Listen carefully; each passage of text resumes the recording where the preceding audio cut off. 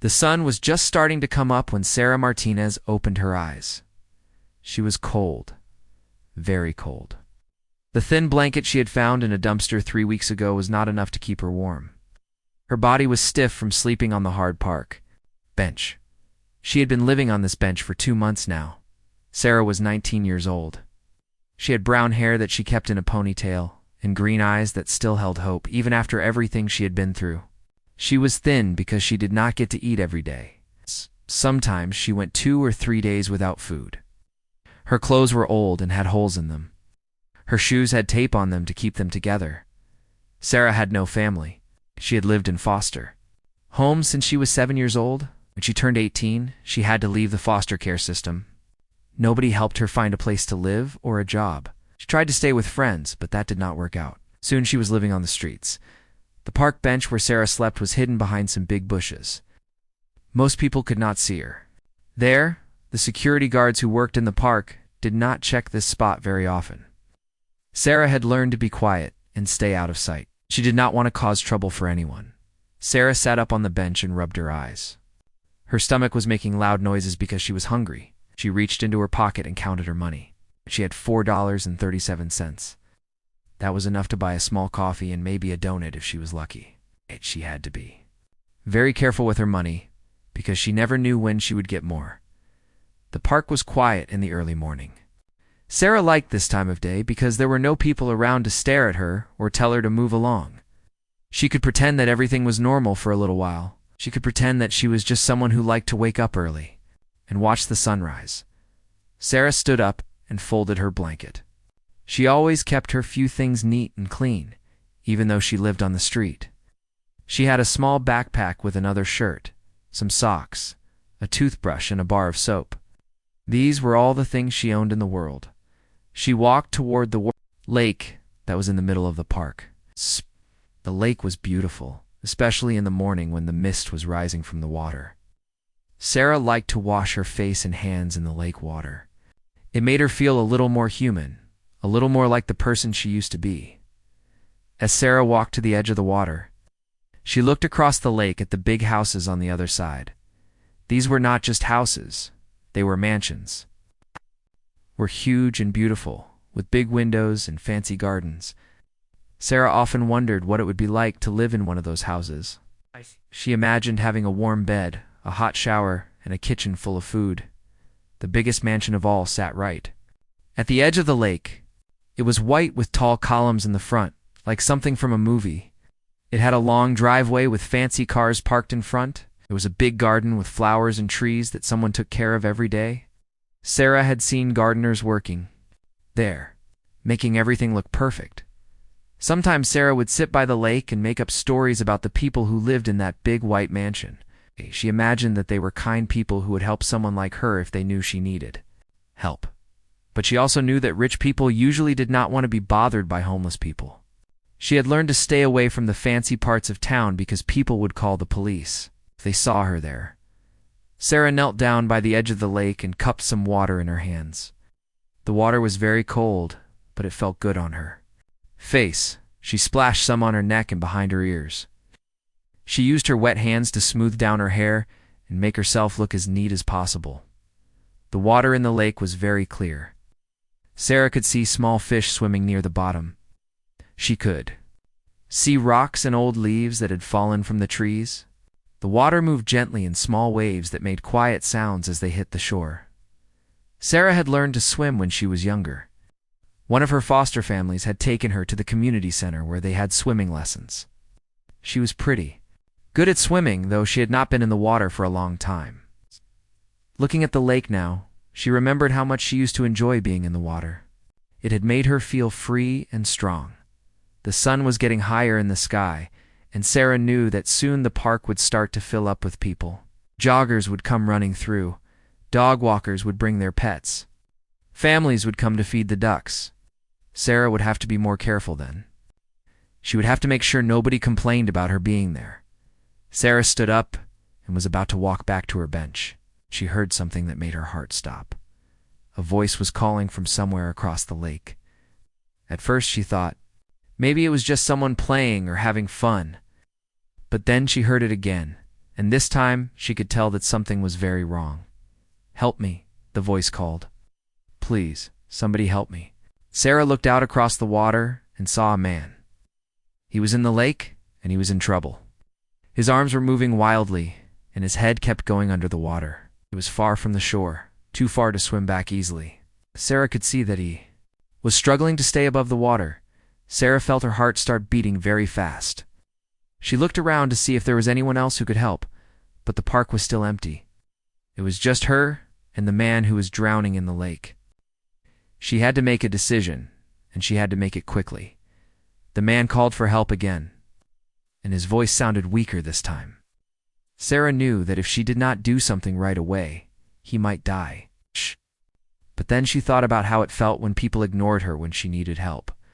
She could not do that to someone else. Sarah took off her old jacket and threw it on the ground. She kicked off her shoes with the tape on them. She took a deep breath and looked one more time at the man in the water. Then she ran toward the lake, ready to jump in and try to save a stranger's life. Sarah ran as fast as she could toward the water. Her feet hit the cold lake, and she did not stop. The water was so cold it felt like ice needles stabbing her skin. She gasped from the shock, but she kept moving forward. She had to reach the man before it was too late. The bottom of the lake was muddy and slippery. Sarah almost fell twice as she ran deeper into the water. When the water reached her waist, she dove forward and started swimming. The cold water hit her face and took her breath away. She had never been in water this cold before. Sarah swam as hard as she could. Her arms cut through the water with strong strokes. She had always been a good swimmer, but this was different. This was not for fun or exercise. This was to save someone's life. Every second counted. The man in the water was about 50 yards away from the shore. To Sarah, it felt like miles. The cold water was making her muscles tight and sore. Her clothes were heavy with water and pulled her down, but she did not give up. She thought about the man who needed her help. As Sarah got closer, she could see the man better. He was older, maybe 60 years old. He had gray hair and was wearing expensive clothes. His face was full of panic and fear. His eyes were wide with terror as he fought to keep his head above the water. "I'm coming," Sarah called out to him. "Hold on, I'm almost there." The man heard her voice and turned his head toward her. For a moment, hope filled his eyes. But then his head went under the water again. Sarah swam even faster. She was scared that she might be too late. When Sarah finally reached the man, he was barely conscious. His eyes were closed and his body was limp, had stopped fighting the water. Sarah grabbed him under his arms and pulled his head up so he could breathe. Water poured out of his mouth and nose. "Hey, stay with me," Sarah said, even though she was not sure he could hear her. "I've got you. You're going to be okay." The man was much heavier than Sarah expected. He was tall and had a big build. Sarah was small and thin, and she had not eaten much in the past few days. Holding him up and swimming at the same time was very hard work. Sarah started swimming back toward the shore, pulling the man with her. It was the hardest thing she had ever done. The cold water made her muscles cramp up. Her lungs burned as she tried to breathe and swim at the same time. The man's weight pulled them both down toward the bottom of the lake. "Come on, Sarah," she said to herself. "You can do this. Don't give up now." Sarah thought about all the times in her life when things had been hard. She thought about sleeping in the cold. She thought about being hungry. She thought about people who walked past her like she did not exist. All of those experiences had made her strong. She was not going to let this man die. Swimming back to shore took much longer than swimming out to the man. Sarah had to stop several times to rest and make sure the man's head stayed above water. Her arms felt like they were on fire. Her legs were so tired she could barely kick them. The man's face was very pale. His lips were blue from the cold water. Sarah was worried that he might already be dead. She put her ear close to his mouth and felt a tiny bit of warm air. He was still breathing, but just barely. "Almost there," Sarah whispered. "Just hold on a little longer." The shore looked so far away. Sarah felt like she had been swimming forever. Her body wanted to give up, but her mind would not let her. She thought about how this man probably had a family who loved him. Maybe he had children or grandchildren who were waiting for him to come home. She could not let them lose him. Finally, after what felt like hours, Sarah felt her feet touch the muddy bottom of the lake. She was still far from the shore, but she could stand up now. The water was up to her chest. She pulled the man toward the shallow water, half swimming and half walking, when the water was only up to her knees. Sarah dragged the man onto the grass at the edge of the lake. He was not moving at all now. His skin was gray and cold. Sarah was terrified that she had been too late. Sarah had learned first aid at one of the shelters where she used to stay. A nurse had taught a class about what to do in emergencies. Sarah remembered the lessons about CPR. She put her hands on the man's chest and started pushing hard. 1, 2, 3, 4, Sarah counted as she pushed. She tilted the man's head back and breathed air into his lungs. Then she went back to pushing on his chest. "Come on," she said. "Breathe. Please, breathe." Water came out of the man's mouth. Sarah turned his head to the side so he would not choke. She kept doing CPR, pushing on his chest and giving him air. Her arms were shaking from being tired, but she did not stop. After what felt like forever, the man suddenly coughed hard. Water poured out of his mouth and nose. His eyes opened and he gasped for air. He was alive. Sarah sat back on her heels, breathing hard. She was shaking from the cold and from being scared. The man was coughing and trying to sit up. Sarah helped him lean forward so more water could come out of his lungs. You saved me," the man said in a weak voice. His words came out slowly between coughs. "I thought I was going to die." Sarah was so relieved that she started to cry. She had done it. She had saved someone's life. "Are you okay?" she asked. "Do you hurt anywhere? Should I call for help?" The man looked at Sarah for the first time. He saw a young girl with wet hair stuck to her face. Her clothes were old and torn. She was shivering from the cold, but her eyes were kind and full of concern for him. "What's your name?" the man asked. "Sarah," she said. "Sarah Martinez. What's yours?" "Robert," the man said. "Robert Chen." "Thank you, Sarah. You've saved my life." Sarah helped Robert sit up completely. They were both soaking wet and very cold. The sun was getting higher in the sky, but it was still early morning. Sarah looked around and realized they needed to get warm and dry. "Can you walk?" "We need to get out of these wet clothes before we get sick." Robert nodded slowly. He was still weak, but he was getting stronger. With Sarah's help, he stood up on shaky legs. He looked across the lake at the big white mansion where Sarah had been looking earlier. "That's my house over there," Robert said, pointing across the water. "Can you help me get home?" Sarah looked at Robert in surprise. She could not believe what he had just said. The big white mansion across the lake was his house. The same house she had been looking at every morning. It's the same house she had dreamed about living in. That mansion. "Is really your home?" Sarah asked. She thought maybe she had heard him wrong. Maybe the cold water had affected his thinking. "Yes," Robert said with a small smile. "I know it's hard to believe. It's my house over there. I was walking on my dock this morning when I slipped and fell into the water." Sarah stared across. The lake at the beautiful mansion? She had spent so many mornings looking at it and wondering about the people who lived there. She had never imagined that she would meet one of them, especially not like this. Robert was still shivering from the cold water. His expensive clothes were dripping wet and covered with mud from the lake bottom. But even wet and muddy, Sarah could see that his clothes were very good quality. His watch looked like it cost more money than Sarah had ever seen in her whole life. "We need to get you somewhere warm," Sarah said. "You could get very sick if you stay in those wet clothes." Robert nodded. "You're right. And you're just as wet and cold as I am. Please, let me take you to my house. I can get you dry clothes and some hot food. It's the least I can do after you saved my life." Sarah felt very nervous about this idea. She had never been inside a rich person's house before. She was dirty and homeless. Her clothes had holes in them. She did not belong. "In a place like that mansion? I don't know," Sarah said. "Maybe I should just go back to the park." "I don't want to cause any trouble," Robert said. "Sarah, you just saved my life.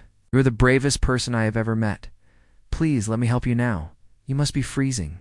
Sarah was very cold. Her teeth were chattering and her whole body was shaking. She could not feel her fingers or toes anymore. She knew she needed to get warm soon, or she might get sick. "Tst. Okay," Sarah said finally.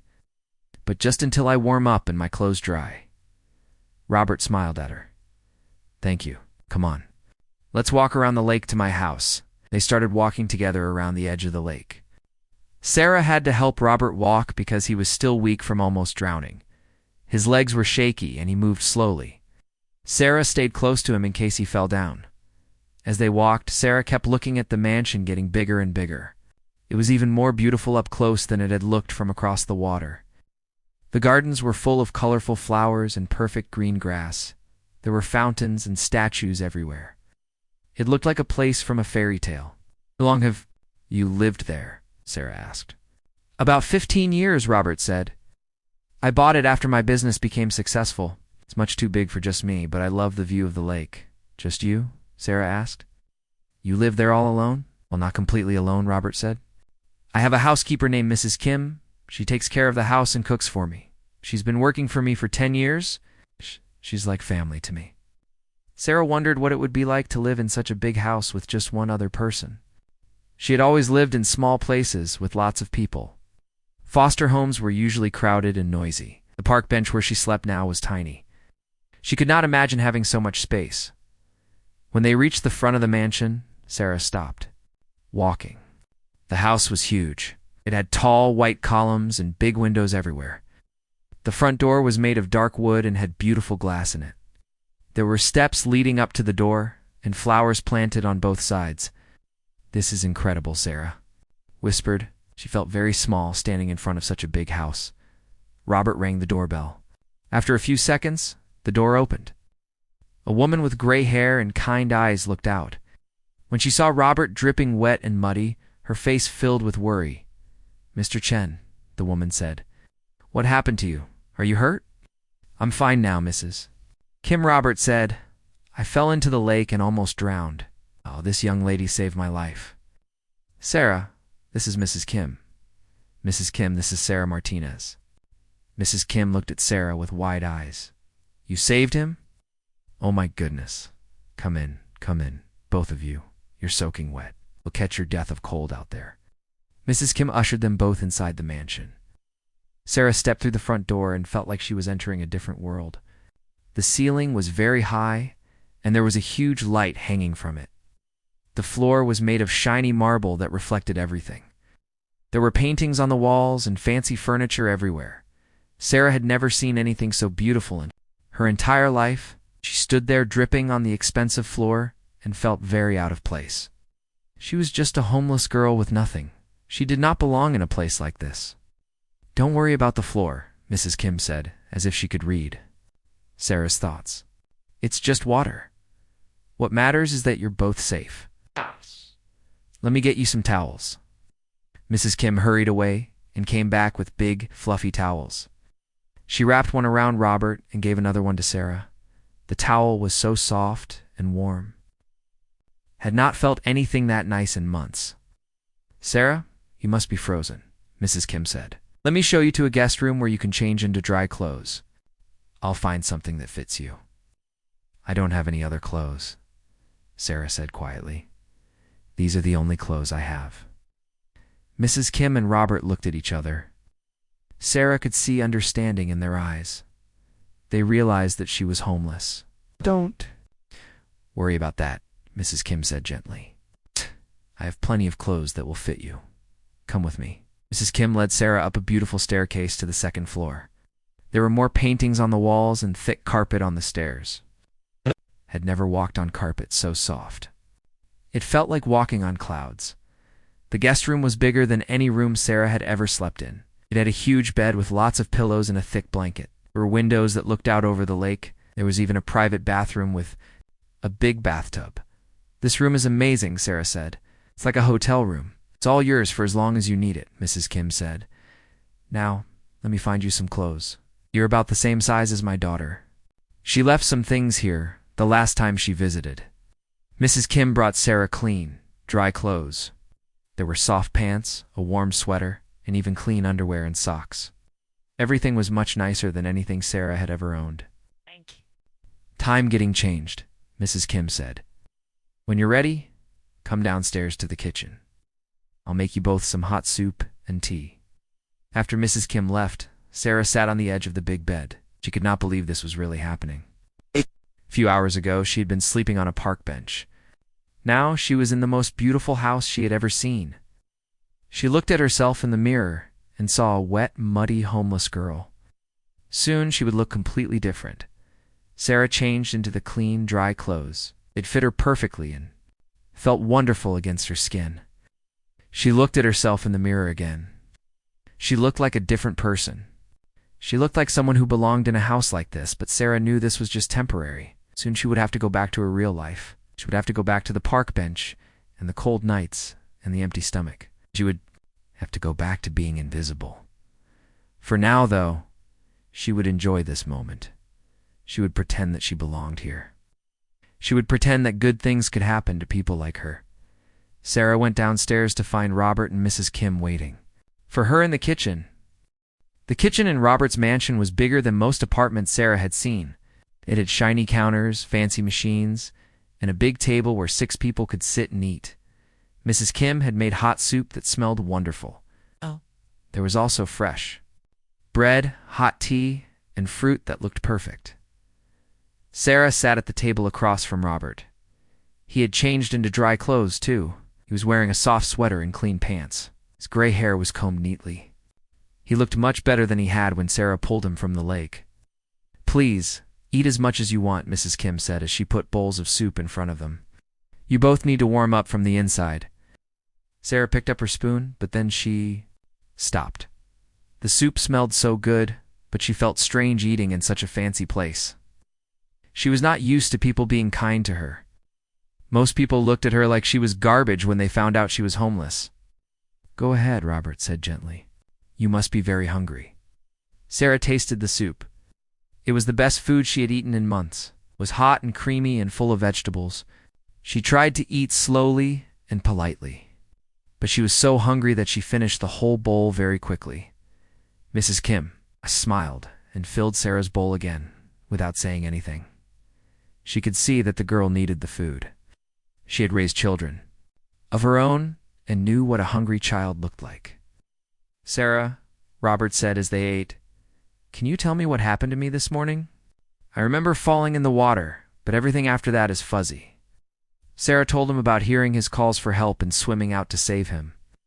She told him about pulling him to shore and doing CPR to make him breathe again. Robert listened carefully to every word. "I can't believe you jumped into that cold water for a stranger," Robert said. "Most people would have been too scared or would have just called for help and waited." "It wasn't time to wait," Sarah said. "You would have died if someone didn't help you right away. I couldn't just stand there and watch that happen." Robert studied Sarah's face. Even though she was clean now and wearing nice clothes, he could see that she had been through hard times. Her eyes looked older than her 19 years. Her hands were rough from living outside. "Sarah," Robert said carefully, "I hope you don't mind me asking, but how long have you been living on the streets?" Sarah put down her spoon. She had been waiting for this question. Now that she was clean and fed, she looked more normal. But she knew she would have to tell them the truth about her life. 8 months, Sarah said quietly. "I've been homeless for 8 months. Mrs. Kim stopped what she was doing and sat down. At the table with them, her face was full of concern and sadness. "What happened?" Robert asked. "How did you end up on the streets?" Sarah told them her story. She told them about growing up in foster homes after her parents died in a car accident.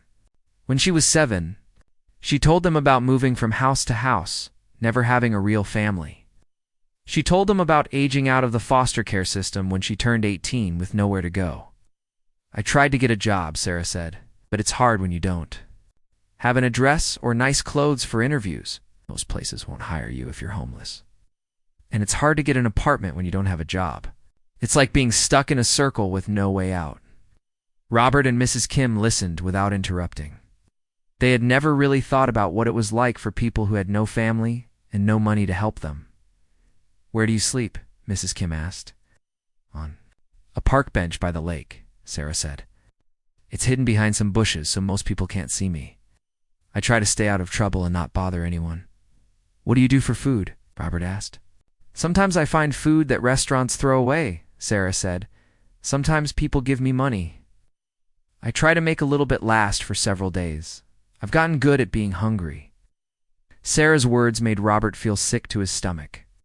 Here was a girl who had saved his life, and she was starving and sleeping outside every night. Meanwhile, he lived in a huge house with more food than he could ever eat. "Why did you save me?" Robert asked. "I mean, you don't know me. You had nothing to gain from helping me. You could have gotten hurt or died trying to save me," Sarah thought about this question for a moment. "I know what it feels like when people don't help you," she said. "No. What it's like when people walk past you like you don't exist.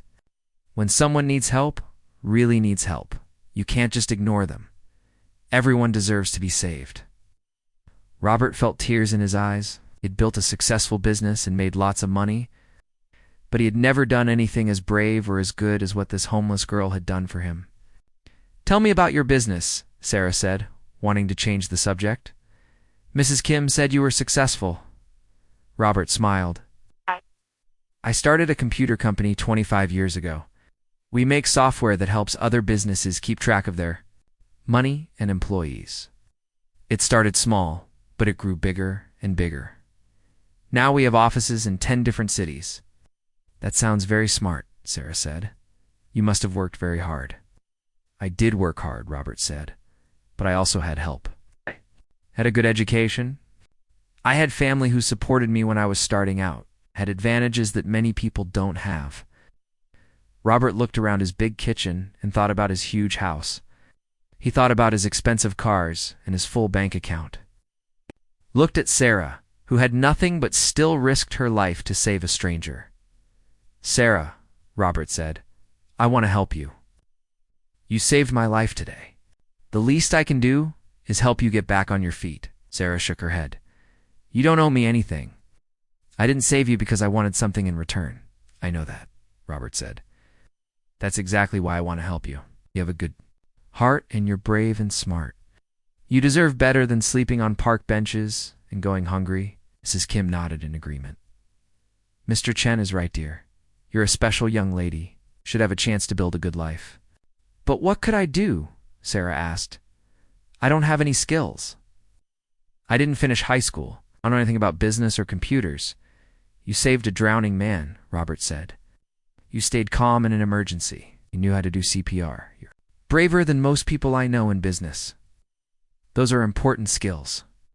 Robert had an idea, but he wasn't sure if Sarah would accept it. He knew he had to be careful about how he asked her. She was proud and didn't want charity. "Sarah," Robert said, "I have a proposition for you. It's not charity, it's a job offer." Sarah looked at him with surprise. "A job offer?" "Yes," Robert said. "I need someone to help manage my house and property. Someone young and energetic who can work with Mrs. Kim. Someone I can trust. The job would come with a place to live and a good salary." Sarah could not believe what she was hearing. "You want to give me a job? But you barely know me?" "I know enough," Robert said. "I know you're honest and brave and kind. I know you work hard and don't give up when things get difficult. I know you care about other people. Those are the most important things to me." Mrs. Kim smiled widely. "That would be wonderful. I've been hoping for someone to help me with this big house. And you seem like such a sweet girl." Sarah felt overwhelmed. A few hours ago, she had been sleeping on a park bench with no hope for the future.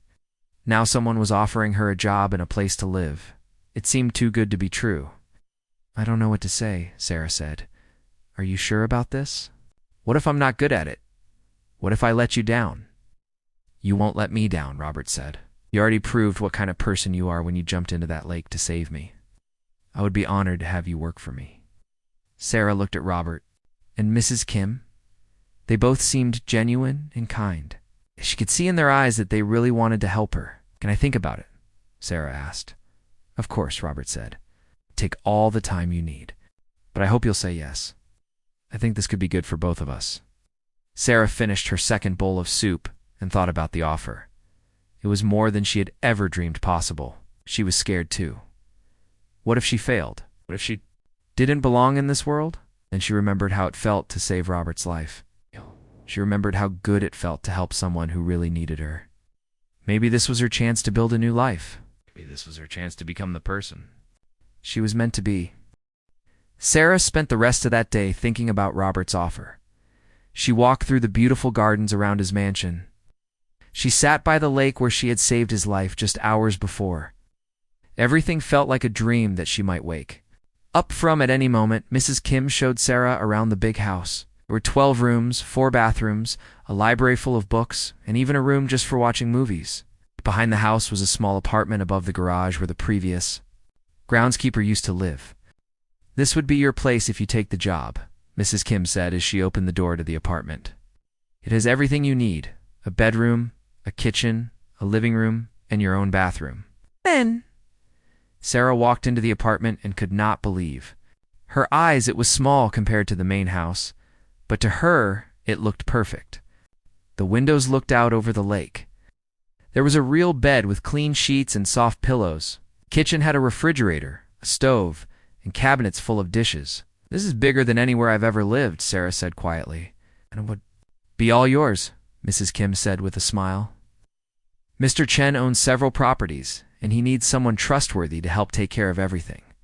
Someone who can learn and grow with the job." That evening, Sarah sat with Robert and Mrs. Kim for dinner. They ate at the big table in the dining room with real plates and cloth napkins. Sarah had never eaten such fancy food. There was roasted chicken, fresh vegetables from the garden, and chocolate cake for dessert. "Have you thought about my offer?" Robert asked as they finished eating. Sarah took a deep breath. "But I'm scared," she said honestly. "I've never had a real job before. I don't know anything about managing property or working with business people. What if I mess everything up?" "Everyone is scared when they start something new," Robert said. "I was terrified when I started my first business. But you learn by doing. You won't be alone. Mrs. Kim and I will help you every step of the way. Most important thing is that you care," Mrs. Kim added. "You can teach someone skills, but you can't teach someone to have a good heart. You already have that." Sarah looked around the beautiful room. She thought about the park bench where she had slept the night before. She thought about going hungry and being cold and having no hope for the future. Then she thought about the apartment above the garage and the chance to build a real life. "Okay," Sarah said finally. "I'll take the job. But I want to earn it. I don't want you to give me anything I don't deserve." Robert smiled widely. "Deal. You'll work hard, and I'll pay you fairly. We'll both benefit from this arrangement." Next morning, Sarah moved her few belongings into the apartment above the garage. It took her only 10 minutes because she owned so little. But Mrs. Kim had filled the refrigerator with food and the closet with clothes that would fit Sarah for work. Robert sat down with Sarah at the kitchen table in her new apartment and explained what her job would include. She would help Mrs. Kim manage the household staff. She would coordinate maintenance and repairs on Robert's properties. She would help organize events and meetings. She would learn to use computers and manage schedules. "I'll pay you $15 an hour to start," Robert said. "That's $30,000 a year if you work full-time. Plus you get the apartment, health insurance, and 2 weeks of vacation." Sarah almost fell off her chair. She had never imagined making that much money. When she was homeless, she was lucky to get $5 in a day. "That's too much," Sarah said. "I don't know if I'm worth that much money."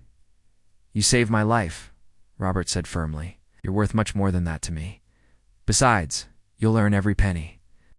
This won't be an easy job. Robert was right. The job was not easy, but Sarah loved it. She worked hard every day, learning new things and taking on more responsibilities. Mrs. Kim taught her how to manage the household budget and coordinate with gardeners, cleaners, and repair workers. Robert taught her how to use computers and handle business communications. Sarah discovered that she was good at organizing things and solving problems. When the air conditioning broke during a hot summer week, Sarah found a repair company that could fix it the same day. When Robert needed to host a business dinner for 12 people, Sarah helped plan the menu and decorations. Most importantly, Sarah learned that she was smart and capable. She had always thought she was not good enough, because she had grown up in foster care and lived on the streets. But now she realized that surviving those experiences had made her strong and resourceful. After working for Robert for 6 months, Sarah had saved enough money to buy her own car.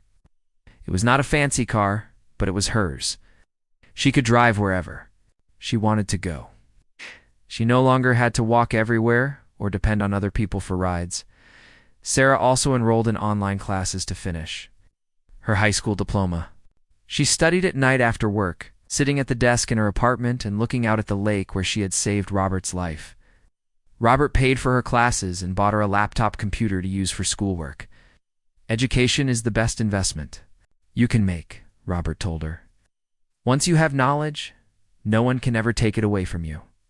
1 year after Sarah saved Robert's life, he threw a party to celebrate. He invited his business friends and their families to the mansion for a barbecue by the lake. Sarah helped plan the whole event. At the party, Robert stood up in front of all his guests and told them Sarah's story. He told them how she had risked her life to save a stranger. He told them how she had gone from being homeless to managing his properties and pursuing her education. Sarah Martinez is the bravest and most caring person I know, Robert said. She reminds me every day that success is not about how much money you have. It's about how you treat other people and what you do when someone needs help. Applauded Sarah. Many of them came up to her afterwards and told her how inspired they were by her story. Some of them offered her job opportunities with their own companies. Sarah realized that she was no longer the invisible homeless girl that people ignored. She had become someone that people respected and admired. But the thing that made Sarah happiest was not the money or the respect. It was the fact that she could help other people the way Robert had helped her. She started volunteering at shelters for homeless youth. She told her story to young people who had given up hope. She showed them that it was possible to change your life if you worked hard and didn't give up. Sarah also convinced Robert to let her organize charity events at the mansion. They held fundraisers for homeless shelters and job training programs. They invited successful business people to meet with young people from foster care and teach them about different careers. "You've taught me something important," Robert told Sarah one day as they watched a group of teenagers touring his computer company. "I used to think that helping people meant writing checks to charities. But real help means giving people opportunities to help themselves." 2 years after the rescue, Sarah was promoted to be Robert's assistant property manager. She now managed 3 of his rental properties and supervised a staff of 10 people. She had finished her high school diploma and was taking college classes. In business management, Sarah still lived in the apartment above Robert's garage. But now it was by choice rather than necessity. She had saved enough money to rent her own place. But she loved living by the lake where her new life had started. Every morning, Sarah walked down to the water where she had saved Robert's life. She remembered the scared, hungry girl who had slept on a park bench and thought she had no future. That girl had jumped into cold water to save a stranger. Not knowing that she was really saving herself, Sarah learned that sometimes the best things in life come when you stop thinking about yourself and start thinking about others. When she helped Robert, she discovered that she was helping herself too. When she gave hope to other homeless young people, they gave her purpose and meaning. The homeless girl who had nothing had become a young woman who had everything that mattered: a home, a job, an education, and most importantly, the knowledge that she could make a difference in the world. Robert often told people that Sarah had saved his life twice, once from drowning in the lake, and once from forgetting what really mattered in life. But Sarah knew the truth. Robert had saved her life too. By giving her the chance to become the person she was meant to be. Sometimes heroes don't wear capes or have special powers. Sometimes heroes are just regular people who choose to help others when they need it most. And sometimes when you save someone else, you end up saving yourself too.